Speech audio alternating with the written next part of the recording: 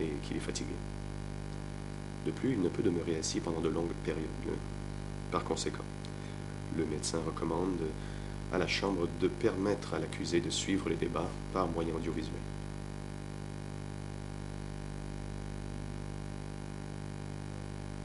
Et donc, pour des raisons de santé, Yingsari ne peut participer à l'audience dans le prétoire, mais peut suivre les débats depuis la salutation temporaire, depuis laquelle il peut entrer en contact avec son équipe de défense. Et c'est pourquoi la Chambre fait droit à la demande de l'accusé. L'accusé qui renonce à son droit de participer directement à l'audience dans le prétoire et par laquelle il demande à pouvoir suivre l'audience par moyen audiovisuel dans la cellule de tension temporaire du tribunal. Pour toute la journée. La Chambre enjoint maintenant les services techniques d'assurer le lien audiovisuel entre le prétoire et la cellule de tension temporaire, de sorte à ce que Yingsari puisse suivre les débats.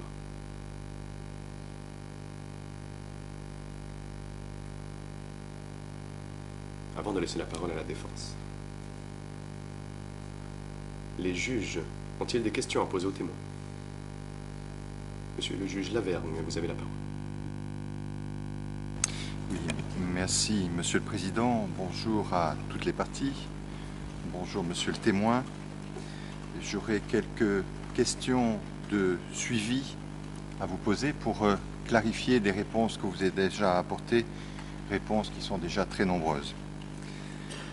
Je voudrais tout d'abord revenir sur la période que vous avez vécue dans le maquis, période donc, qui précède la chute de Phnom Penh, où vous avez été proche de notamment Pol Pot et d'autres dirigeants.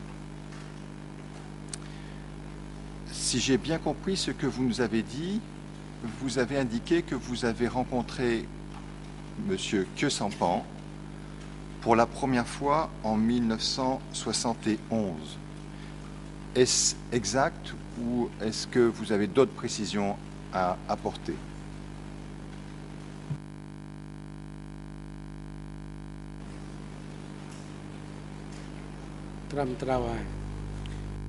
Réponse, oui, c'est exact. Est-ce que vous vous souvenez des circonstances dans lesquelles vous avez été amené à rencontrer M. Khieu Samphan?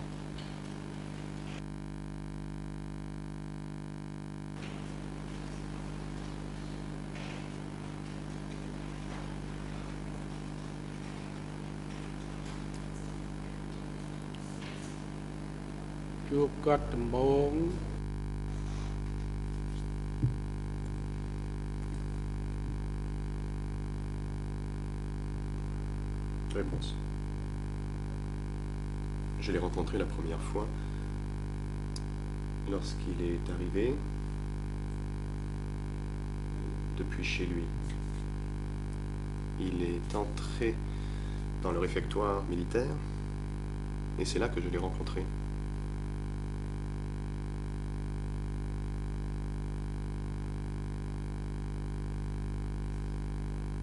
Il m'a demandé comment j'allais. Je lui dis, je vais bien.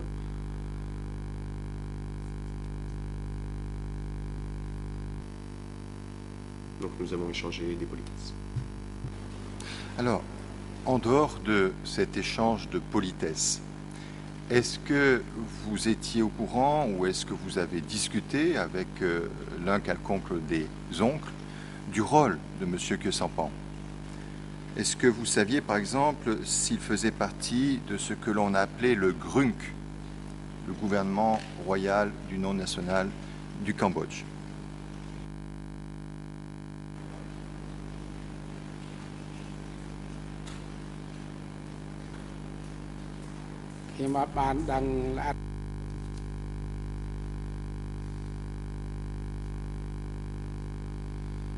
Non, je ne connaissais pas les détails de ce sujet.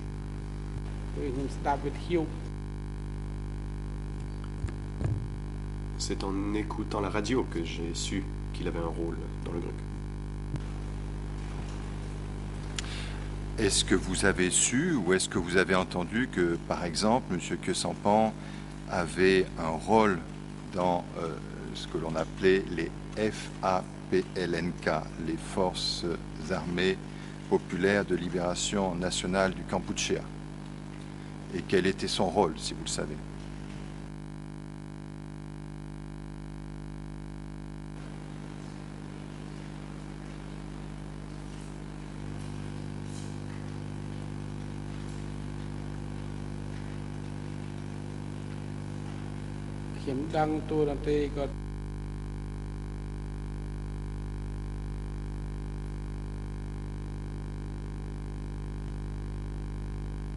Réponse.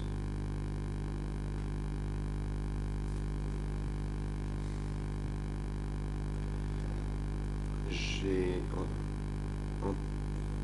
su à propos de son rôle quand je l'ai rencontré. Plus tard, je l'ai rencontré chez lui, ou alors qu'il travaillait avec Om Pol Pot et Nuon Chea. Il m'est arrivé de le voir chez lui, assis et rédiger des documents. Mais je ne connaissais pas les détails précis de son rôle.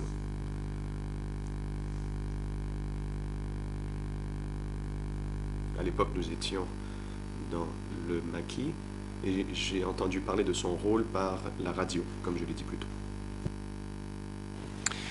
Et en ce qui concerne l'armée révolutionnaire ou les FAPLNK, est-ce que vous pouvez nous dire qui en était le chef?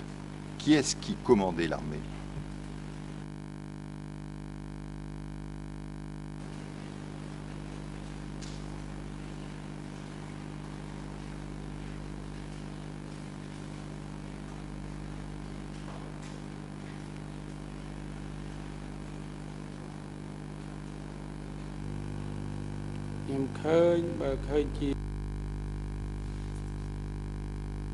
Réponse.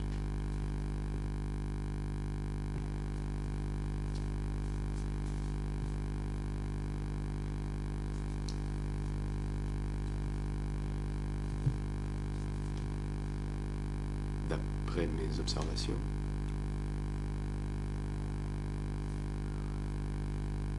à l'époque,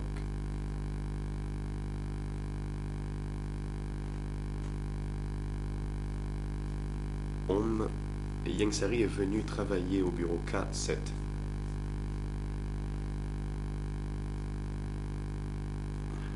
Qui avait surtout des responsabilités en matière agricole.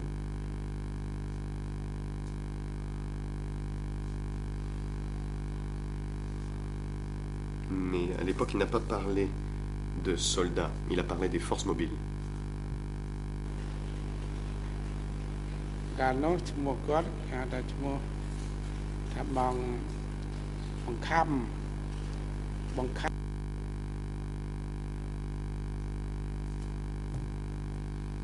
l'époque, c'est Bon Kang qui était responsable des unités mobiles. C'est comme cela que j'en ai entendu parler. C'était au Ratanakiri.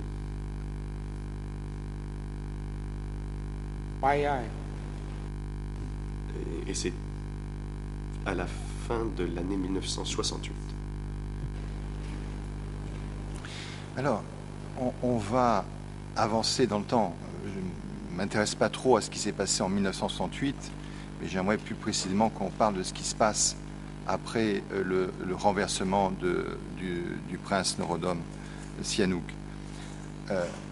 À ce moment-là, est-ce qu'il y a une direction centralisée, quelqu'un qui commande l'ensemble des forces armées, ou est-ce que ces forces armées, elles sont commandées par chaque chef de zone? Quelle est la situation?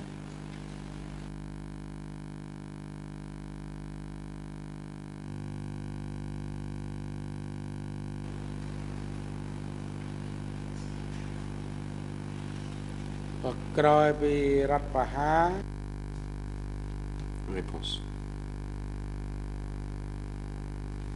Après le coup d'État,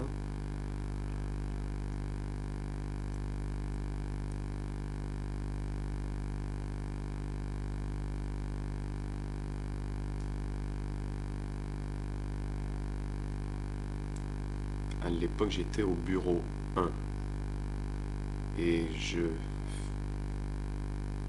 faisait pousser du riz. À l'époque, il faisait référence à des unités mobiles, il ne parlait pas de soldats.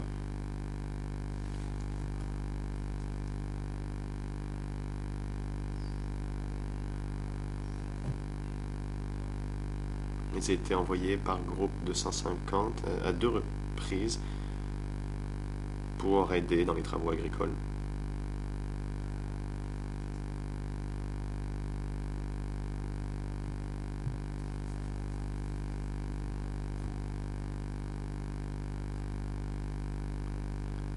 La route allant de Bongkao à Anlong Dongmea a été coupée par les activités militaires. Donc une autre route de Bongkao à Oyadao,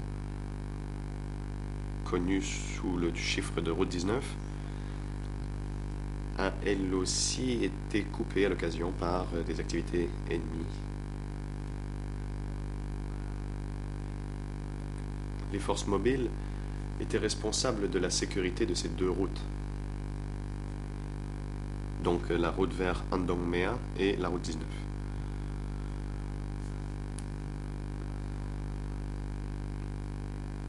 Je ne sais pas qui était le commandant. On ne me l'a pas présenté.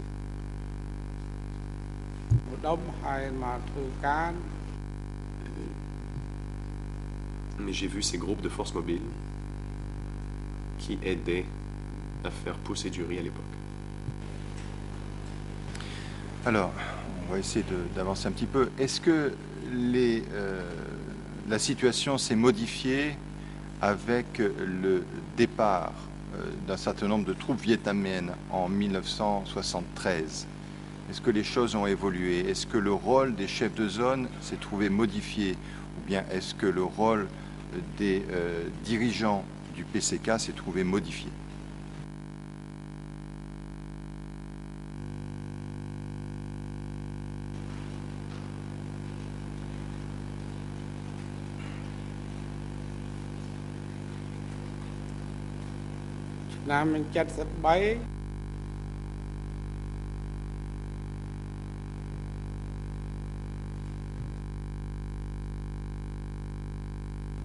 Réponse.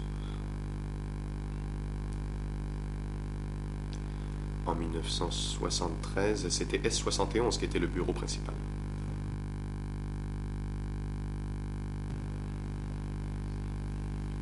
Je n'ai pas remarqué de changement dans les rôles des dirigeants à l'époque, mais je ne peux vous dire en ce qui a trait au niveau de la zone.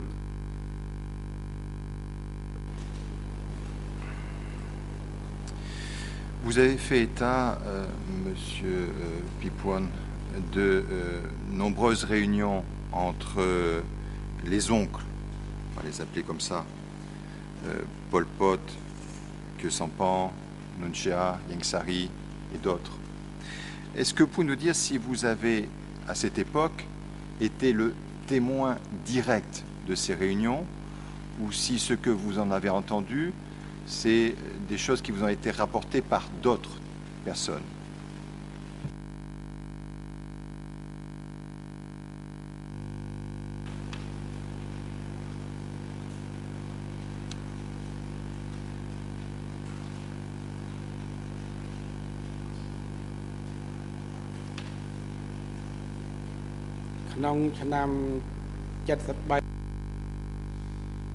Réponse.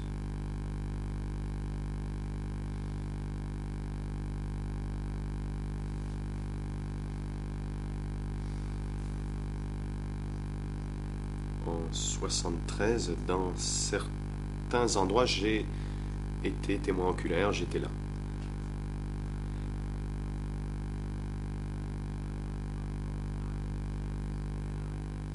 Et l'on ne m'a pas parlé de réunion où je n'avais pas été présent.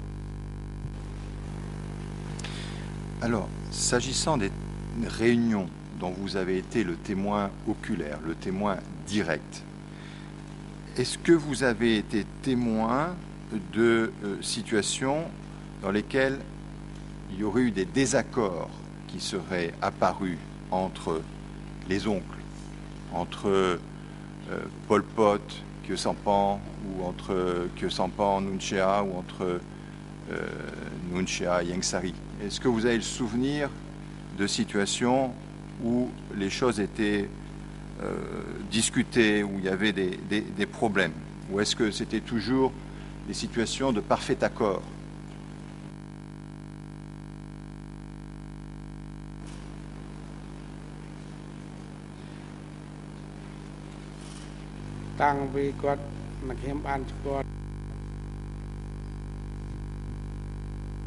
Réponse.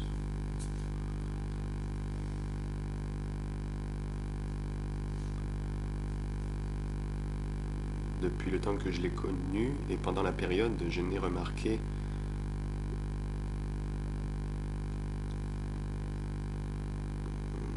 pas remarqué de dispute. Il y avait harmonie et c'était paisible entre eux.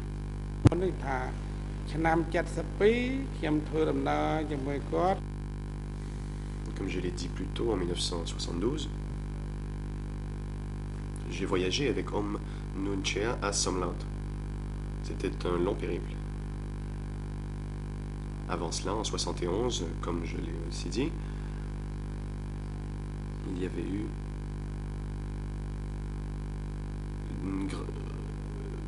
un grand rassemblement de partout au pays et un congrès à Trapeang Prairie.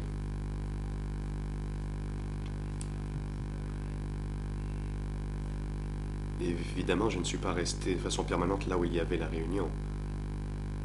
Je n'étais que dans certains endroits où j'ai été témoin de ces réunions.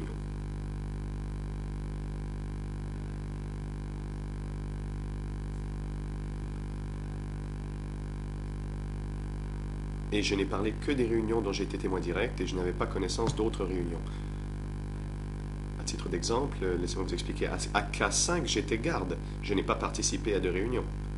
Et je l'ai dit. Donc, ce que je déclare, c'est ce que j'ai vu.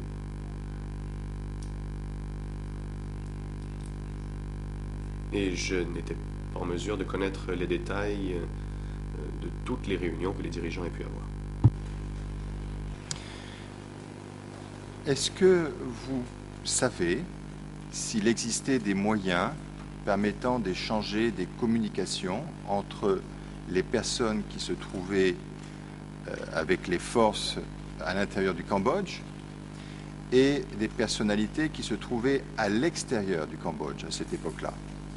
Par exemple, est-ce que vous savez quelles étaient les communications, le moyen de communication utilisé pour contacter M. Ieng Sary quand il était en Chine, ou les moyens que Ieng Sary utilisait pour contacter les personnes se situant à l'intérieur du Cambodge?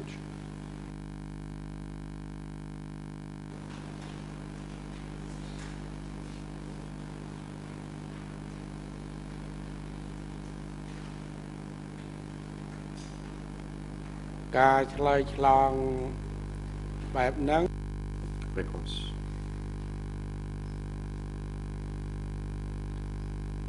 De telles communications existaient, en effet.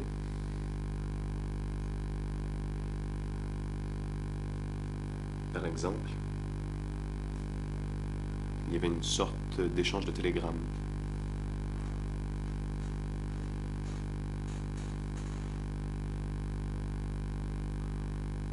Et cela a continué après 73, entre eux et le niveau de la zone.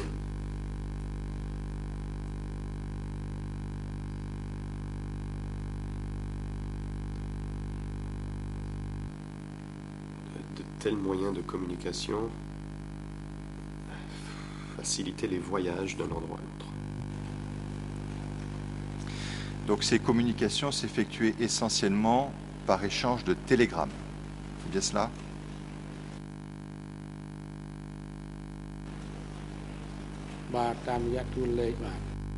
Réponse. Oui, avec le télégraphe. Je suppose que, en vue de la préparation du voyage du prince Norodom Sihanouk en 1973, beaucoup de télégrammes ont dû être échangés Est-ce que vous-même, vous avez été associé à l'organisation de ce voyage?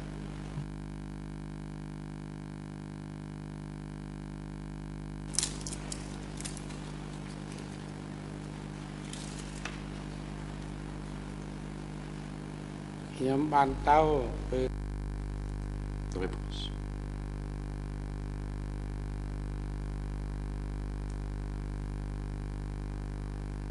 Je suis allé accueillir Samdech Sihanouk quand il est venu visiter les zones libérées en 1973. À ce moment-là, beaucoup de gens sont venus du Ratanakiri, notamment du district de Timpan, pour aller l'accueillir. Et beaucoup de gens l'ont accompagné dans sa visite. Il est allé à Siem Reap.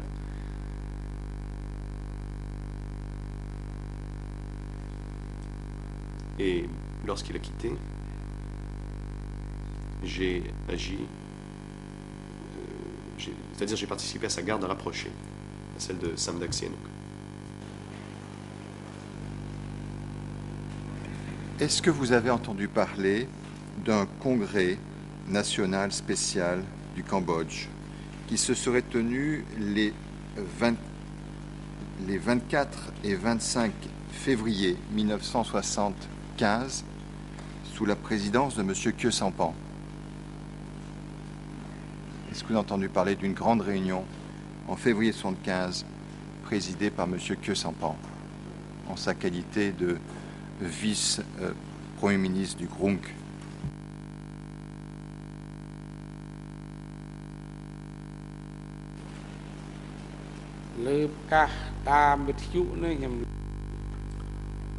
Réponse. J'en ai entendu parler à la radio.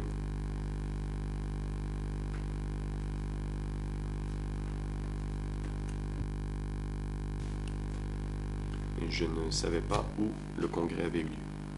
Lorsque vous en avez entendu parler, est-ce que vous n'avez pas entendu parler d'une liste de 7 super traîtres?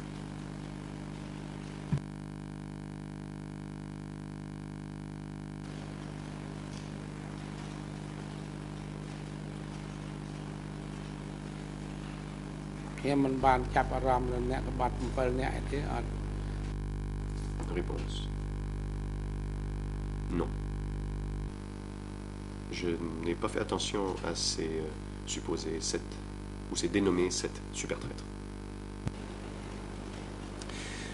Après la chute de Phnom Penh, est-ce qu'il y a eu des proclamations faites par les dirigeants à la radio après la chute de Phnom Penh?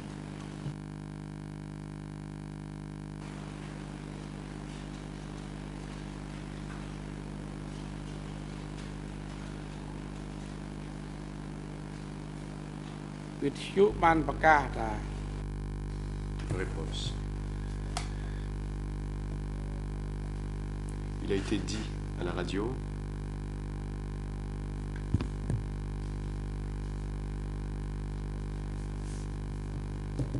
qu'à 9h30 du matin, toutes les troupes d'avant-garde avaient libéré la ville et qu'elles allaient se retrouver au centre de la ville.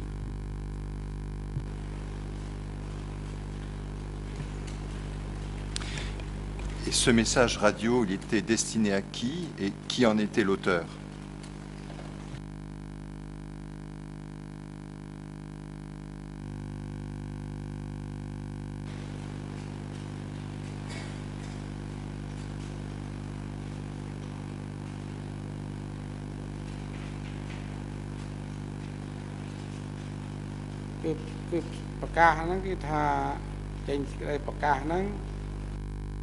Réponse.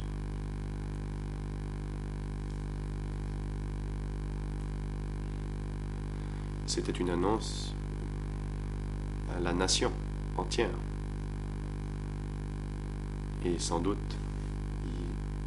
le public international l'a-t-il aussi entendu.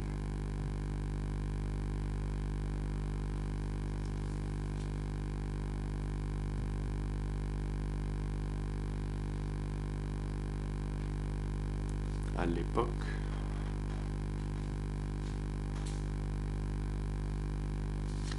j'avais mon propre poste de radio. Et Kyo Sampan, qui était commandant des troupes militaires du Grunk, a fait l'annonce.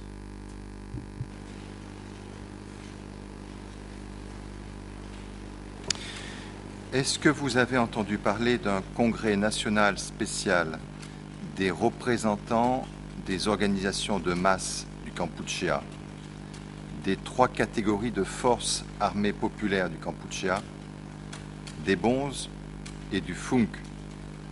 Il s'agit d'un congrès qui aurait eu lieu, qui se serait tenu les 25, 26 et 27 avril 1975 sous la présidence de M. Kyo Sampan.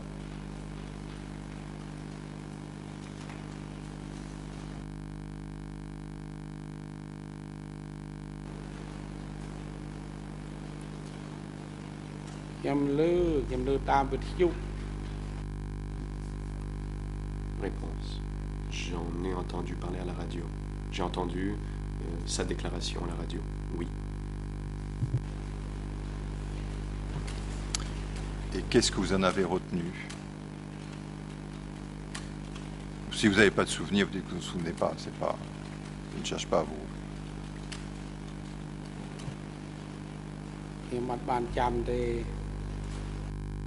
Réponse. Je ne m'en souviens pas.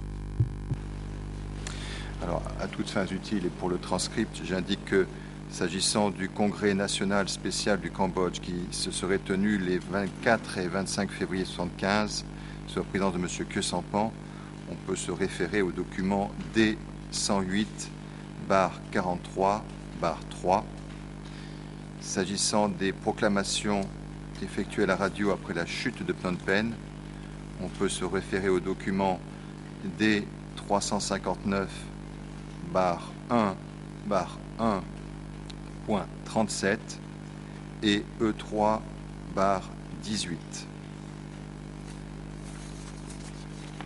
Je voudrais maintenant que nous parlions un petit peu plus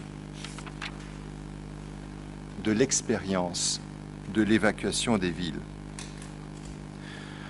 Vous avez indiqué au cours de vos précédentes déclarations que c'est un sujet qui a été évoqué au cours de nombreuses réunions.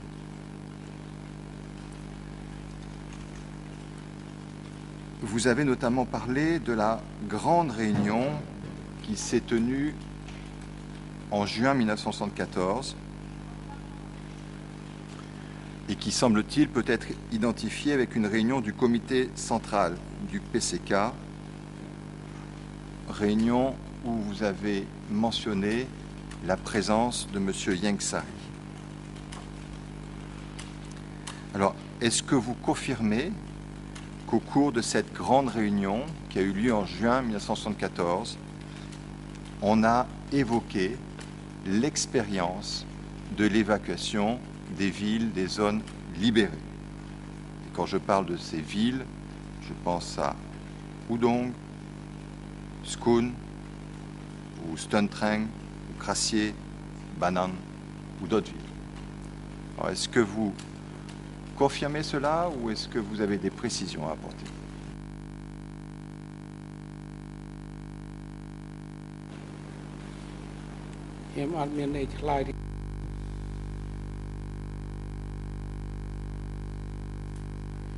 Réponse.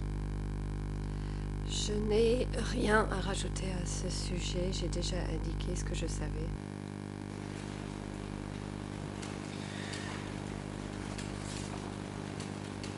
Quand vous dites qu'on a parlé de l'expérience de ces évacuations de villes,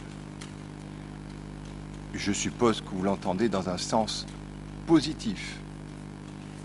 C'est-à-dire que ces évacuations avaient eu un effet positif sur le plan au moins militaire et peut-être aussi sur le plan de la révolution.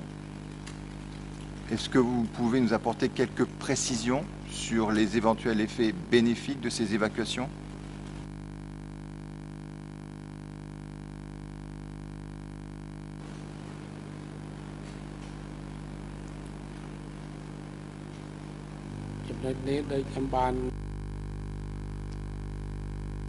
Réponse. Comme je l'ai déjà indiqué, j'avais simplement compris le terme évacuation. J'en ai entendu parler à une seule reprise à B5.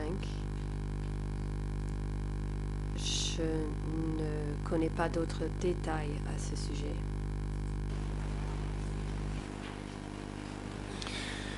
Lors de votre audition jeudi dernier, vous avez également évoqué des séances d'études ou des séances de formation qui auraient été présidées par Pol Pot, Nunchea ou Khieu Samphan. Et c'est donc dans le transcript, en tous les cas le projet de transcript de jeudi dernier, du 26 juillet à 11h04, vous avez dit ceci: je l'ai appris par sa présentation lors de séances d'études. Pol Pot, Nunchea ou Khieu Samphan nous ont présenté cette idée. C'était l'expérience qu'ils avaient tirée et nous devions profiter de ces expériences positives pour finalement libérer Phnom Penh. C'est comme ça que je l'ai apprise. Alors, est-ce que vous pourriez tout d'abord confirmer effectivement que ces trois personnes, alors je ne sais pas si c'est seul ou si c'est séparément, mais que ces trois personnes vous ont effectivement présenté l'expérience, la bonne expérience de la pratique de l'évacuation des villes?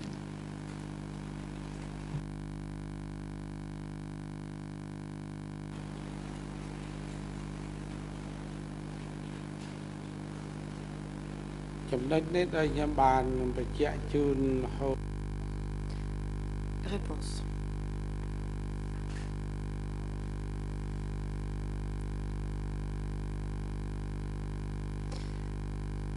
Lors de ma déposition, j'ai déjà indiqué que ces trois personnes sont restées en permanence au bureau avant la libération de Phnom Penh.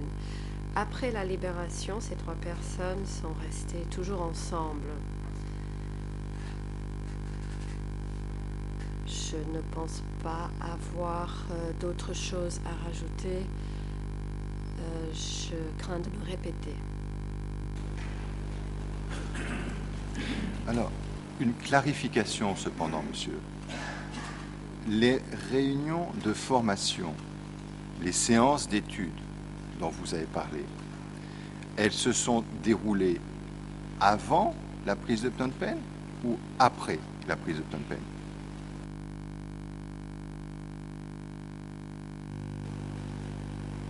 Ou les deux, avant et après?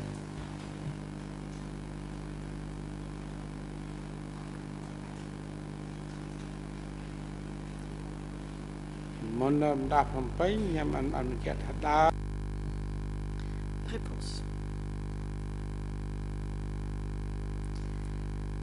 Avant la libération de Phnom Penh, c'était début avril. Et cela s'est passé également après la libération de Phnom Penh. À un autre moment, ce genre de réunion a été organisé. Je pense en avoir déjà parlé ici au prétoire. Je n'ai rien d'autre à rajouter. Je n'ai rien de plus à dire à part ce que j'ai vu et ce que j'ai décrit ici. Alors, monsieur le témoin, vous avez effectivement parlé d'une grande réunion, enfin une réunion en tous les cas importante, qui s'est tenue à B5 au début du mois d'avril 1975. Est-ce que les réunions de formation dont vous avez fait également état sont différentes de cette réunion du début du mois d'avril 1975 et est-ce qu'elles ont eu lieu avant ou après?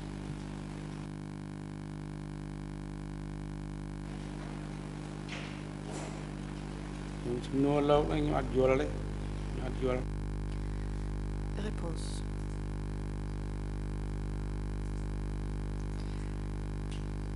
Je regrette, monsieur le juge, je n'ai pas compris votre question.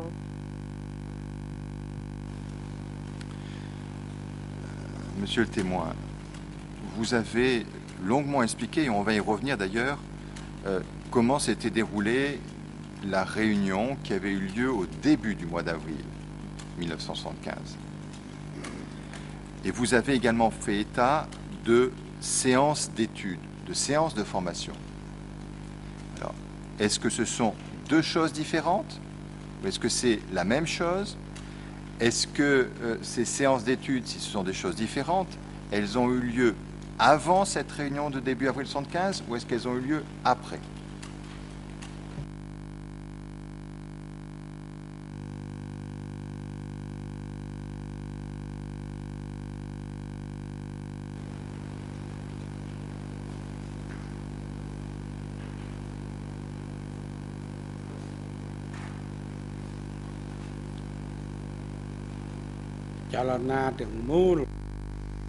Réponse.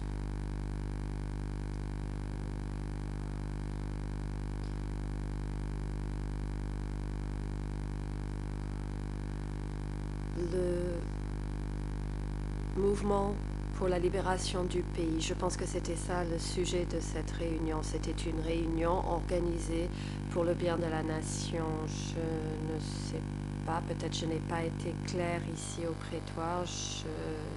J'ai déjà dit la vérité. Le président, monsieur le témoin, veuillez-vous reprendre, vous devez bien sûr dire la vérité à la Chambre. Si vous ne savez pas, vous pouvez bien sûr dire que vous ne le savez pas.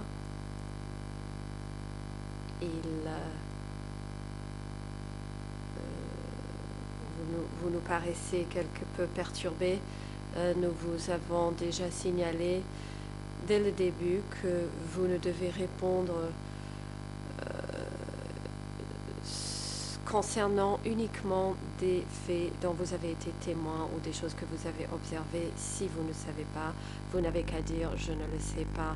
Vous avez beaucoup parlé des réunions auxquelles vous avez assisté. Vous avez parlé également d'autres réunions où vous n'étiez pas présent mais dont vous avez entendu parler. Monsieur le juge Lavergne, veuillez poursuivre.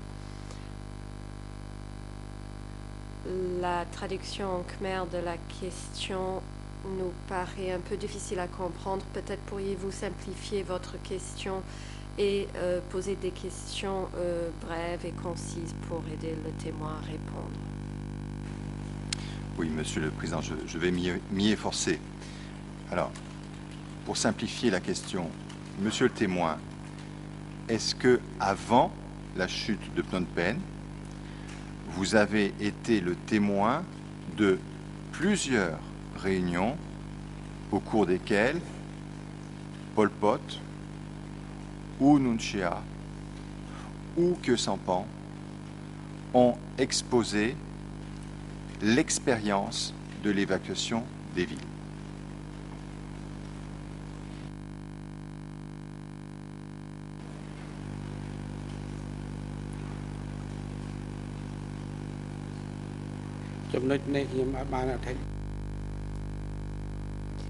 Réponse.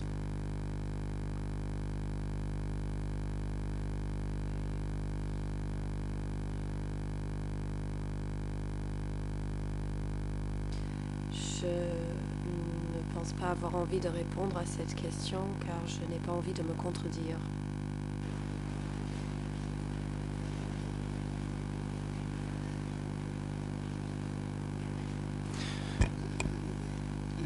Je ne cherche pas à ce que vous contredisiez, monsieur. Je cherche simplement à clarifier les choses. Parce que il est une chose qui est évidente, c'est qu'on a parlé longuement de la réunion qui s'est tenue au début du mois d'avril 1975. Mais vous avez également évoqué d'autres réunions. Donc, pourquoi avez-vous peur de vous contredire? Qu'est-ce que vous craignez? J'essaye de comprendre simplement à quelle réunion vous faites référence.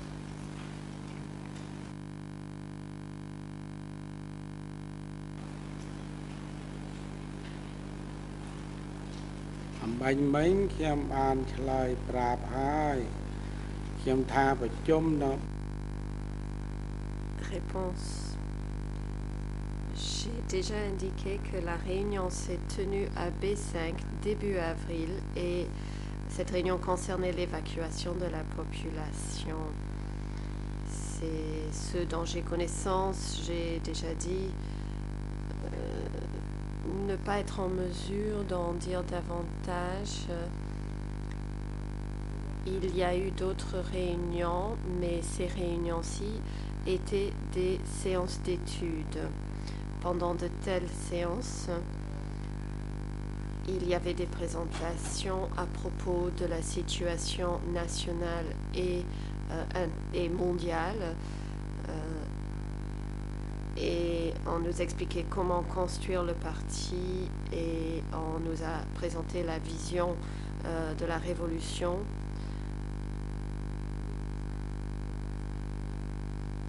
C'est là où on disait aux participants qu'il fallait améliorer leur performance. Je trouve que cette question est répétitive et j'ai peur aussi que ma réponse ne soit répétitive. Je ne sais pas ce que je peux rajouter. Alors, venons-en à cette grande réunion du début du mois d'avril 1975. Si j'ai bien compris son déroulement, cette réunion concernait les principaux dirigeants du PCK, mais également des chefs de zone, voire des chefs de division. Est-ce que vous confirmez cela ?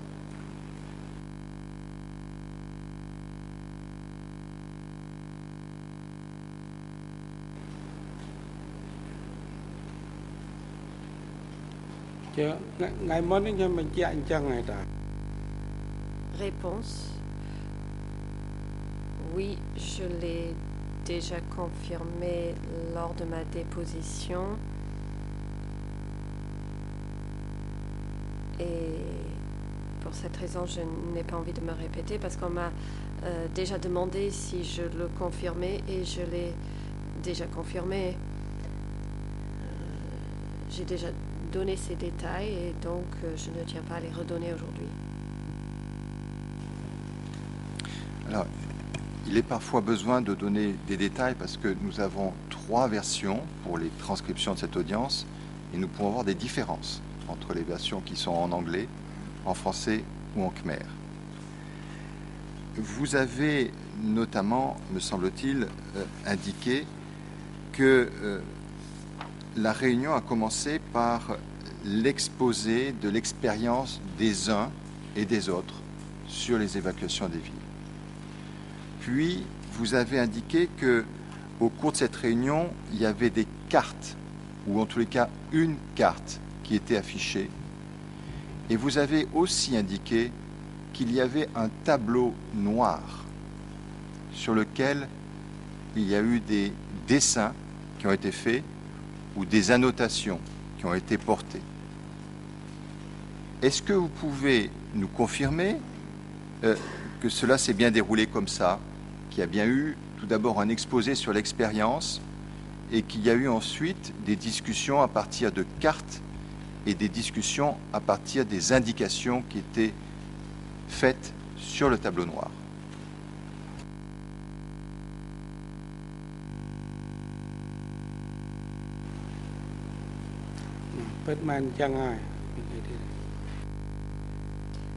Réponse. Oui, c'est exact. La carte, c'était une carte du Cambodge ou c'était une carte de Phnom Penh? Ou bien est-ce qu'on a dessiné la ville de Phnom Penh au tableau noir?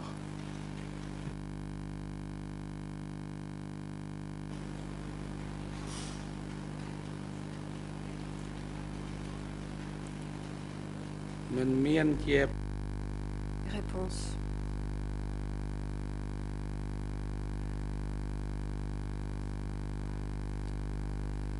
Ce n'était pas une carte, c'était un tableau noir avec un dessin. Par exemple, un dessin montrant l'emplacement des troupes d'avant-garde. Ils utilisaient le tableau pour dessiner un support visuel pour les participants, pour les aider à comprendre la présentation. Et le tableau servait à faire ces dessins. Est-ce que des consignes militaires ont été données aux participants pour savoir quelle force d'avant-garde, quelle division devait rentrer dans Phnom Penh, à quel endroit, et pour prendre en charge éventuellement des zones particulières? Est-ce qu'il y a eu des objectifs stratégiques qui ont été assignés aux différentes forces militaires?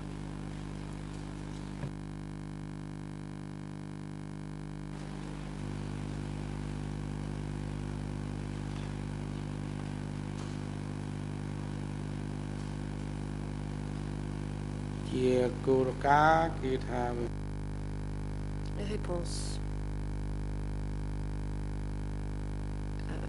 En principe, tel était le cas.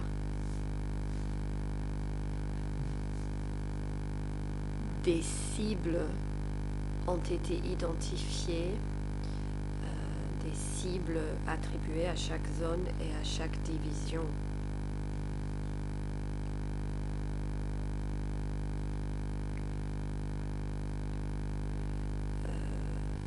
Avant de parvenir à l'objectif final qui était la libération totale de Phnom Penh.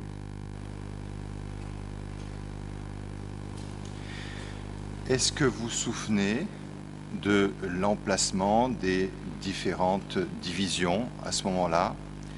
De quelles divisions ont participé à la prise de Phnom Penh et de quel secteur était attribué à chacune de ces divisions?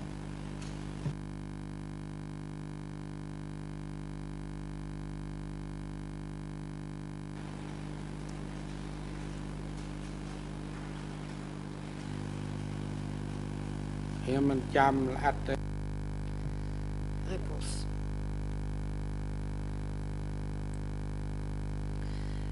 Je ne me souviens pas des détails puisque cela s'est passé il y a plus de 30 ans.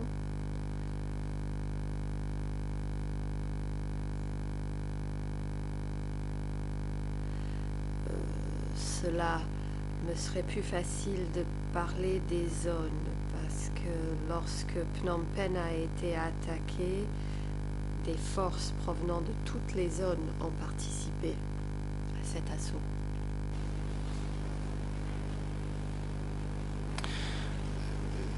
Je suppose que l'attribution des zones dans Phnom Penh dépendait déjà des zones qui étaient contrôlées par les divisions. Vous avez par exemple indiqué que les forces de Koytoun avaient en charge une route particulière, tandis que d'autres divisions avaient en charge la responsabilité d'autres routes. Est-ce que vous vous souvenez de ça ou est-ce que vous n'avez plus du tout de souvenir de ces détails militaires?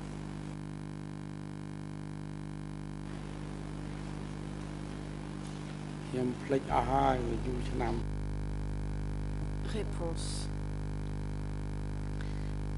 J'ai beaucoup oublié à ce sujet.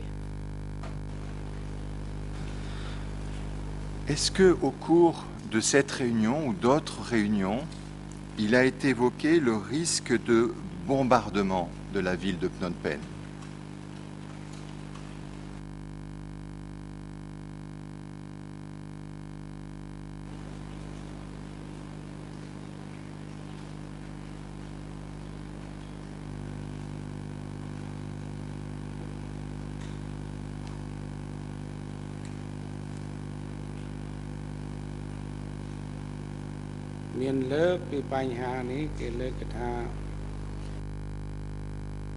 Réponse. C'est un sujet qui a été abordé. Il a été dit qu'à certains endroits, des avions avaient été utilisés à Siem Reap et à Sihanoukville.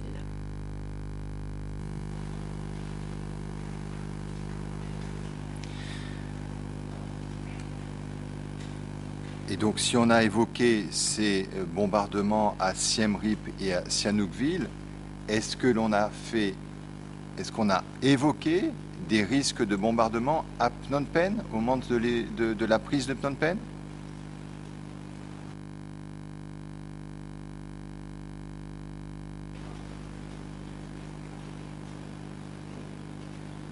Si vous ne vous souvenez pas, vous dites « je ne me souviens pas ». Je ne cherche pas du tout à vous mettre dans des situations difficiles, monsieur le témoin.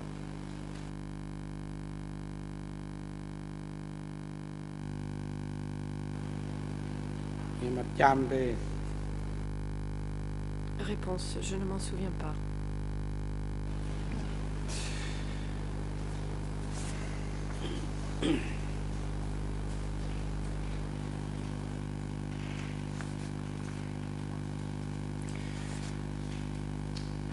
Est-ce que vous avez entendu donner des consignes, comme par exemple diffuser des messages à la population et utiliser des moyens comme des haut-parleurs? Est-ce que ce type de mesure pratique a été discuté? Est-ce que vous en avez entendu parler, soit au cours de cette réunion, soit au cours d'autres réunions?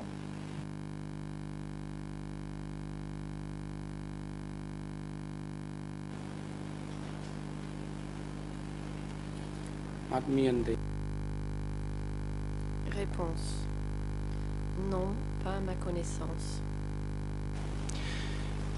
Est-ce que vous avez entendu donner des consignes concernant les explications qu'il fallait fournir à la population qui devait être évacuée?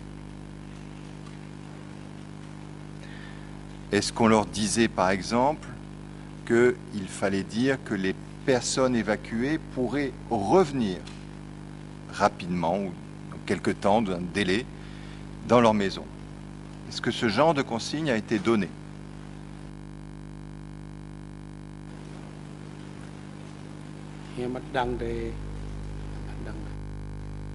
Réponse, je ne sais pas.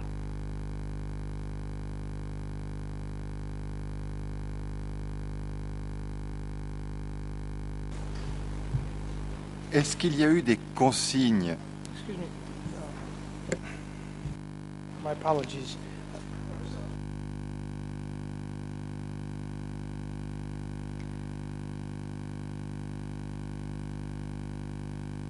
Maître Carnavas, mais excusez-moi, j'ai entendu quelques mots prononcés à voix basse en khmer qui n'ont pas été traduits. Le témoin a continué en faisant quelques commentaires qui n'ont pas été traduits. Est-ce qu'on peut avoir la traduction?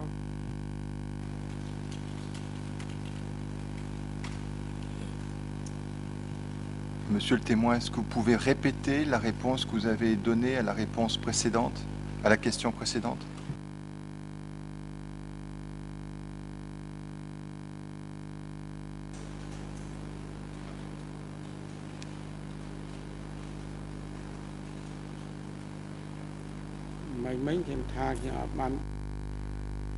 Réponse, j'ai simplement dit que je ne savais pas.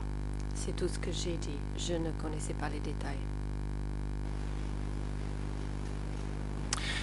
Monsieur le témoin, avez-vous entendu donner des consignes concernant le délai qu'il serait laissé à la population pour évacuer la ville, pour quitter leur logement?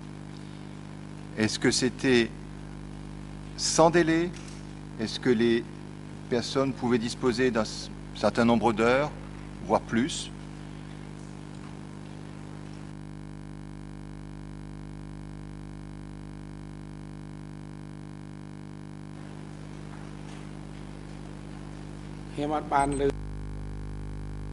Réponse, Je n'ai rien entendu de ce type, de ce genre. Alors, je voudrais revenir sur un point qui n'est pas très clair, en tous les cas dans le transcript en version française. C'est le problème de la durée de l'évacuation.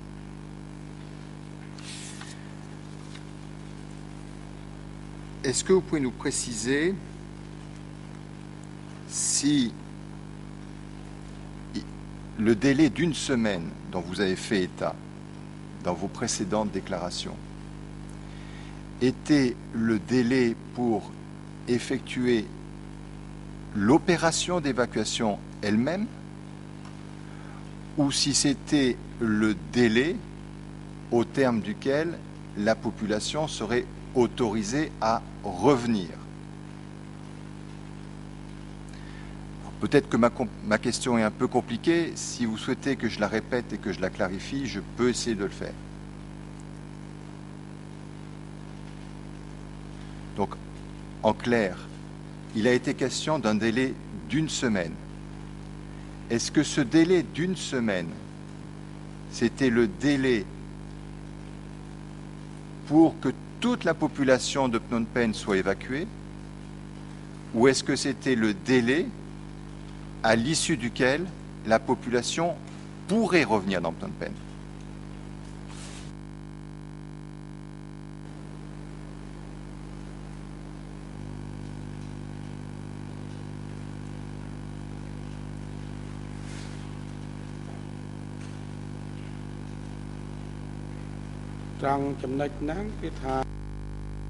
Réponse.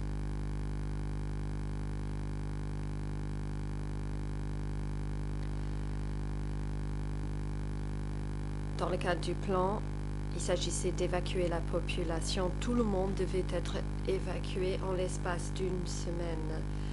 Mais je ne savais pas s'il y avait un plan qui prévoyait leur retour en ville. Mais ils devaient tous être partis en l'espace d'une semaine.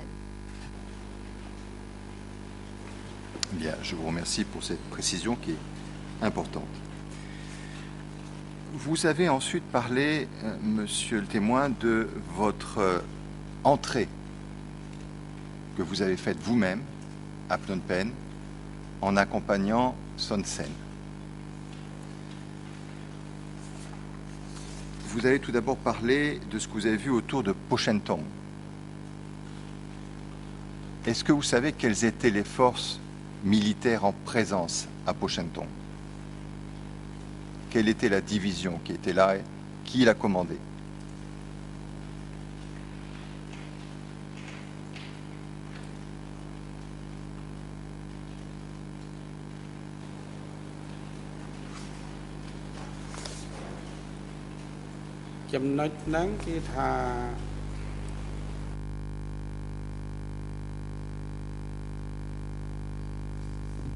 Réponse. Son Sen et Tamok s'occupaient de cette zone, ou plutôt cet endroit.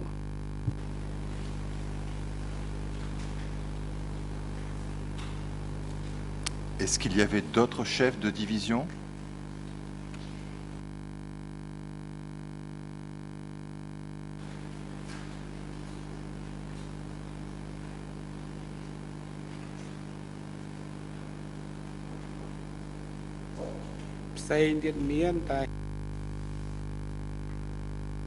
Oui, mais je ne me souviens pas de leur nom.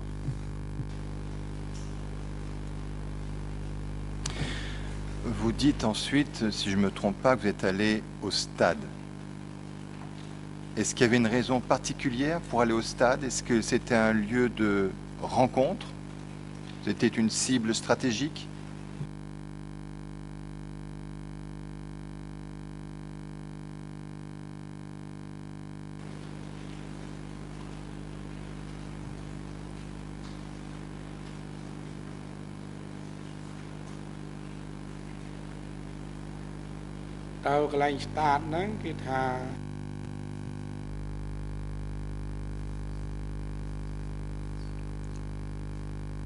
Je suis allé au stade et j'ai pris la route nationale 4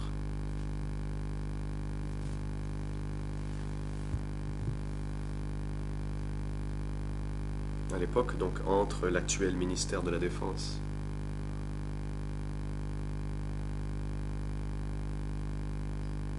et l'actuel édifice du Conseil des ministres, il y avait une route qui menait au stade.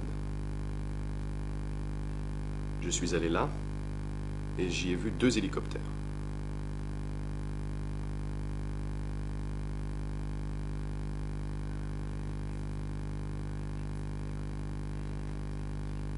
Qui allaient inspecter les endroits stratégiques, et le stade était un de ces endroits stratégiques.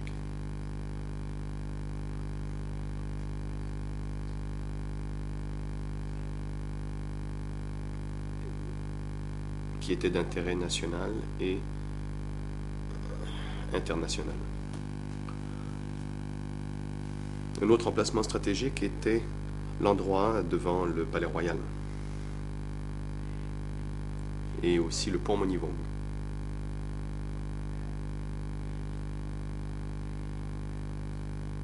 Et depuis le pont Monivong jusqu'au monument de l'Indépendance. Et jusqu'à Wat Phnom.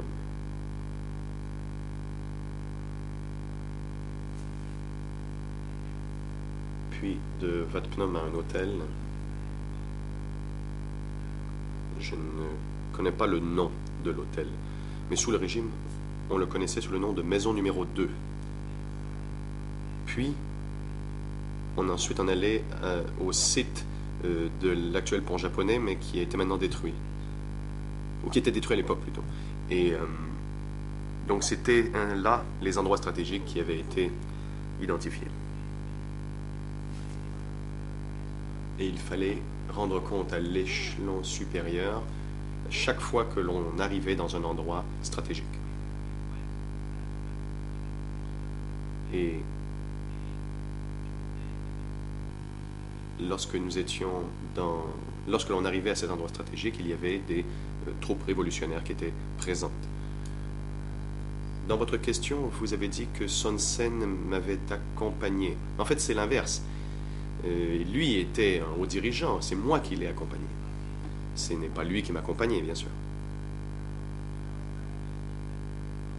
Moi, j'assurais un peu sa protection, en quelque sorte. Merci pour ces précisions, monsieur le témoin, mais pourriez-vous nous dire si à chacun de ces endroits stratégiques, vous avez rencontré des personnes particulières? Et est-ce que vous vous souvenez qui vous avez rencontré? Et est-ce qu'il y avait par exemple aussi des forces qui étaient des forces qui résidaient dans Phnom Penh avant la chute de Phnom Penh? On appelait, je crois, les agents de ville, ou il me semble qu'il y a une dénomination particulière pour les personnes du PCK qui résidaient dans Phnom Penh. Est-ce qu'il y a eu des contacts? Et quel type de contacts?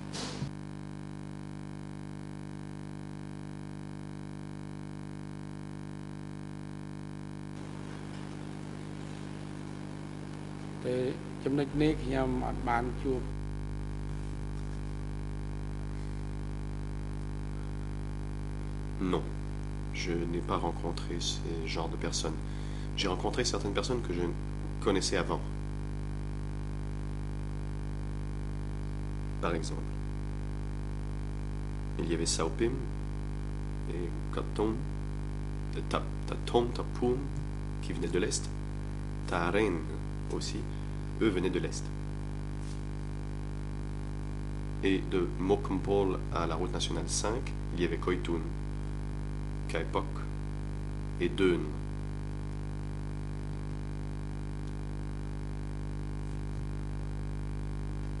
Pour ce qui était des forces infiltrées à Phnom Penh, je n'en avais pas connaissance. Ou je ne les connaissais pas plutôt. Je ne les avais jamais rencontrés et ils étaient déjà présents dans leurs endroits stratégiques. Alors, vous avez parlé du pont qui était l'emplacement du pont japonais, et dans votre audition, vous avez aussi parlé de l'ambassade de France. Alors, je voudrais savoir si vous avez entendu des consignes concernant les personnes soit ayant un statut de diplomate, soit des personnes réfugiées dans les ambassades. Et est-ce qu'on a fait, lorsque vous êtes rendu à côté du pont japonais, est-ce qu'il y a eu un point qui a été fait en ce qui concerne la situation à l'ambassade de France?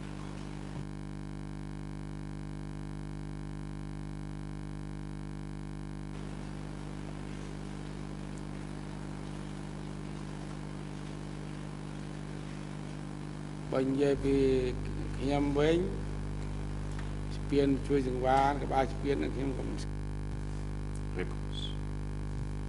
Pour ce qui est du pont Choi Chang-hwa, c'est la première fois que, à l'époque, c'est la première fois que j'en entendais parler et c'est Son Sen qui m'avait parlé de l'ambassade de France et le portail de l'ambassade était fermé. Sur le site du pont, j'ai vu que le pont était détruit.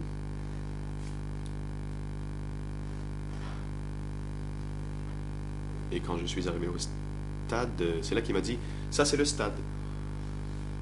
Et comme j'ai dit plus tôt, j'y ai vu 2 hélicoptères. Lorsque je suis arrivé au Palais Royal, il m'a dit « Ça, c'est le Palais Royal ». Tout comme le pont Monivong. Car c'était des endroits stratégiques principaux. Donc lui me les a montrés. Et c'est comme ça que je l'ai su.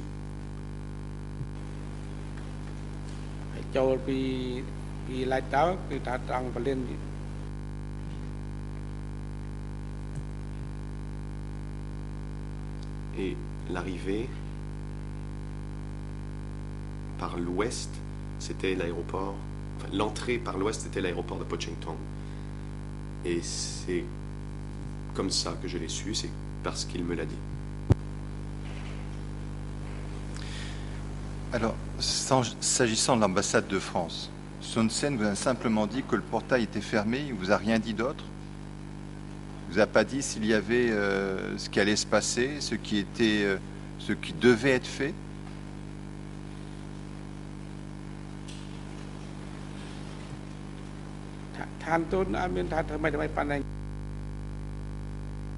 Il n'a rien dit.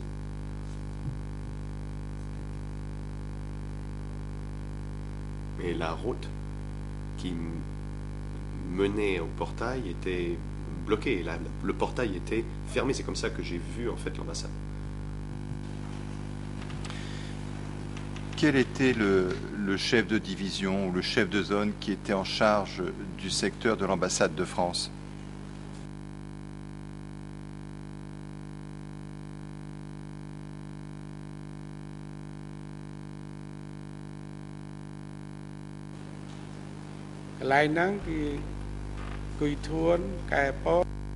Réponse. C'est Koitun et Kaepok qui avaient la responsabilité de ce secteur. Les commandants militaires, il y avait Eun, Peng et Sai. Est-ce que vous avez suivi l'évolution de la situation à l'ambassade de France ou est-ce que vous n'en avez pas été informé?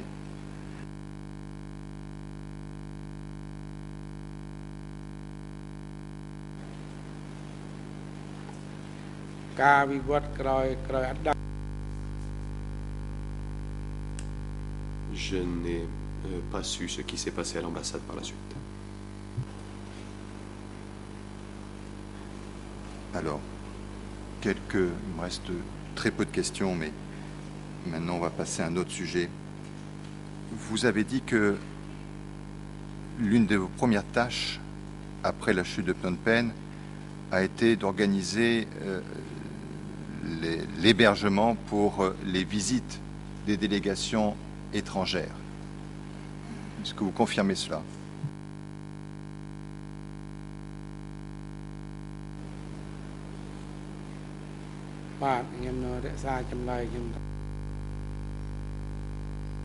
Oui, je maintiens ce que j'ai dit. Et est-ce que vous pouvez nous dire quelle est la première délégation étrangère qui soit venue rendre visite au Kampuchea démocratique et quand est-ce que cette visite a eu lieu?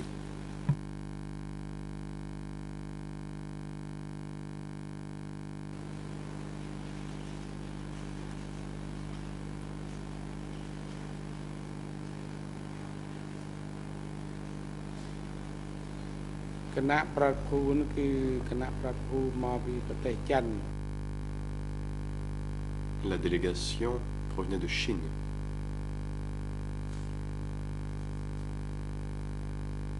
Et à l'époque, c'est Ta Sin Chie qui est venu au Kampuchea démocratique.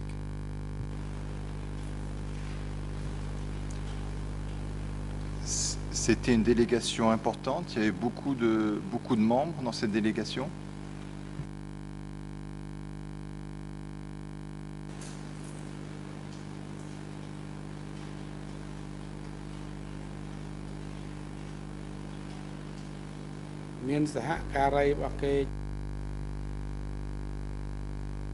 Oui. Il y avait pas mal de gens, mais c'était moins que 10. Est-ce que vous avez entendu les oncles discuter du retour du prince Norodom Sihanouk? Qu'est-ce qu'on en disait, si vous avez entendu quelque chose?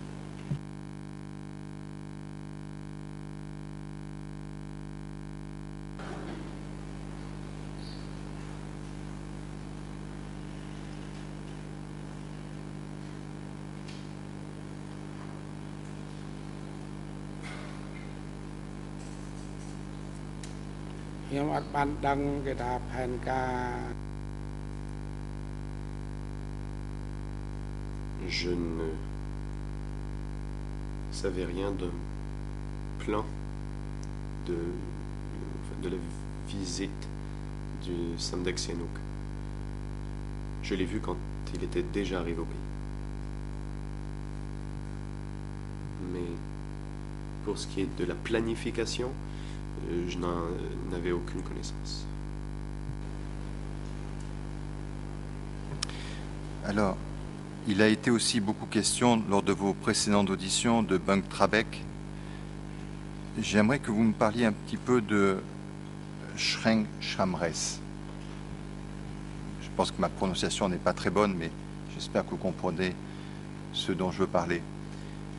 Est-ce que Shreng Shamres faisait partie des lieux dont vous aviez la charge, des lieux dont vous étiez responsable?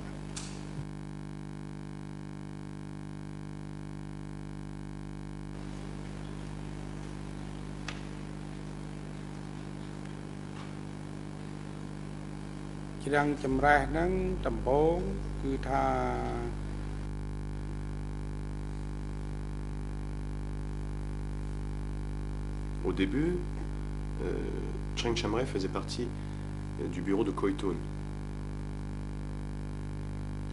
Par la suite, c'est B1 qui en a eu la responsabilité.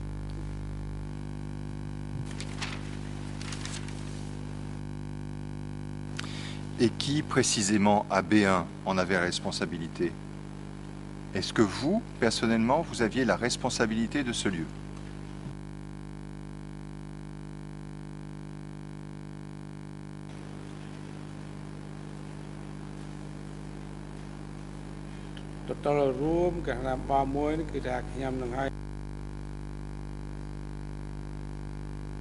Oui. Pour ce qui est de B1 et de cet endroit, c'est moi qui avais la responsabilité, mais celui qui était là en permanence à Chiang Chamre, c'était quelqu'un du nom de Sim.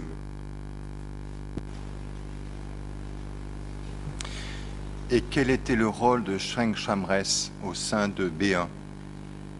Est-ce que c'était un lieu de culture pour les légumes ou est-ce que c'était un lieu de rééducation?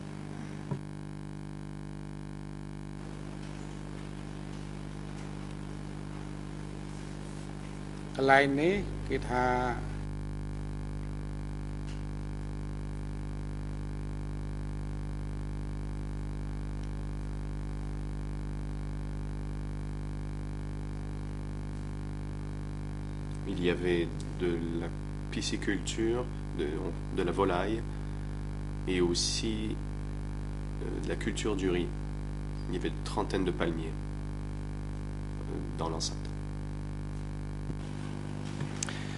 Est-ce que c'était une coopérative ordinaire ou est-ce que c'était un lieu de rééducation?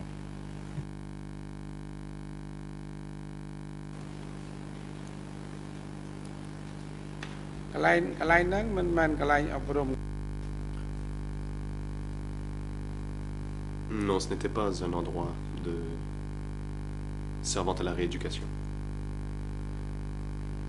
Le week-end, le samedi et le dimanche, le personnel du ministère y allait pour y rendre visite, pour cultiver les récoltes ou les volailles, les poissons ou avoir du jus de palme. Ce n'était pas un endroit important. Il y avait une seule cabane et c'était proche de l'eau. Et Yang Sari, il s'est rendu à Chiang Chamres?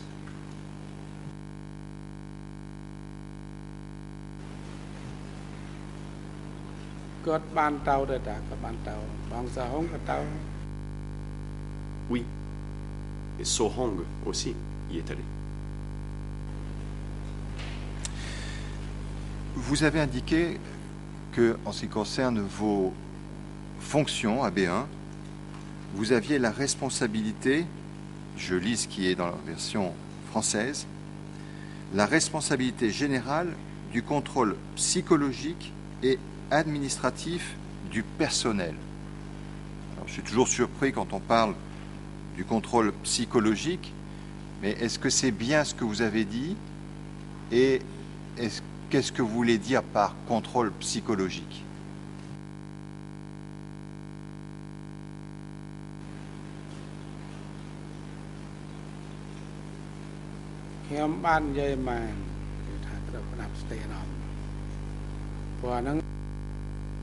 Oui, en effet. Il est important de contrôler le personnel du point de vue psychologique. Moi, j'avais la responsabilité générale.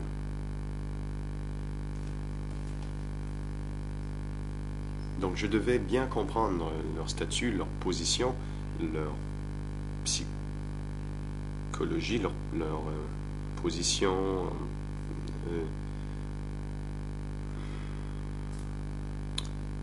vis-à-vis de leur mode de vie, s'ils avaient la vision claire et s'ils étaient satisfaits de là où ils habitaient, par exemple.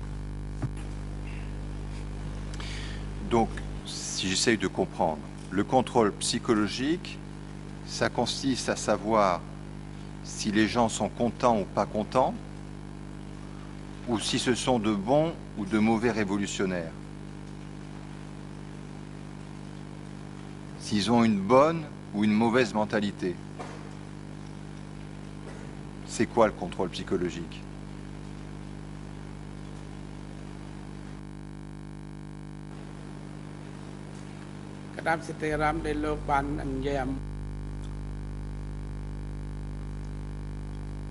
Pour ce qui est de la gestion de la psychologie du personnel, savoir s'ils avaient une position claire, de bonne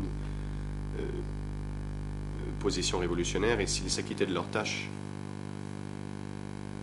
Donc cela fait partie de cette expression, contrôle psychologique. Et alors, si vous constatiez que certains membres du personnel n'avaient pas l'enthousiasme ou la bonne mentalité voulue, qu'est-ce qui se passait?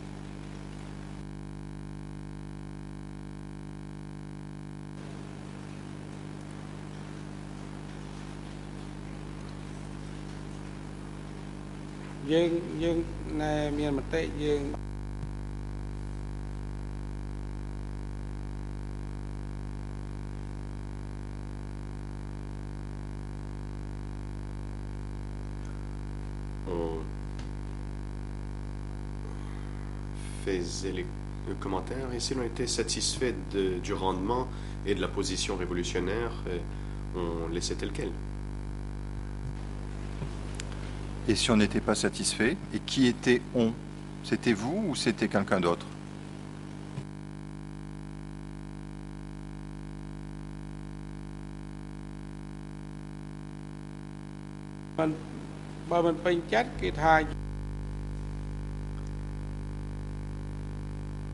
S'ils n'étaient pas satisfaits, eh bien, ils organisaient une réunion.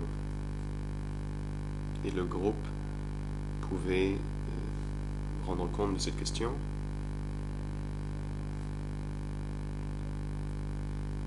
Car eux-mêmes donnaient des conseils si quelqu'un n'était pas satisfait ou s'il n'avait pas une position claire, s'il n'était pas heureux, les autres pouvaient donner des conseils. Et donc, on organisait, enfin, une réunion servait à améliorer la situation et éviter cela à l'avenir, d'améliorer donc la situation. Bien, je vous remercie pour ces réponses. Je n'aurai pas d'autres questions à poser aux témoins, Monsieur le Président.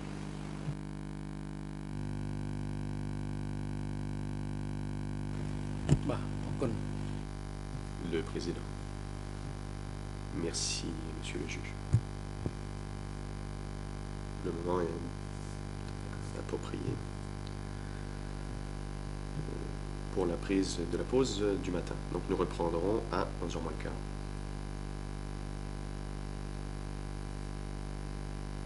Chez l'audience, veuillez porter votre assistance au témoin pendant la pause ainsi qu'à son conseil.